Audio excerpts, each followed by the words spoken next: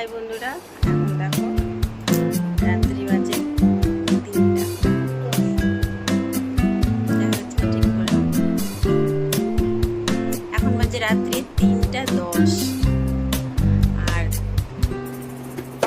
এই টাইমে আমার ছেলে পেয়েছে খিদা।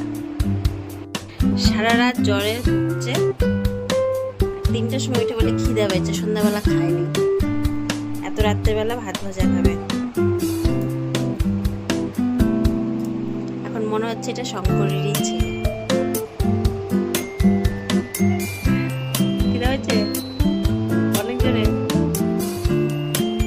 যাই হোক ওর অনেক জোরে খিদা পাইছে, আগে খাওয়াই।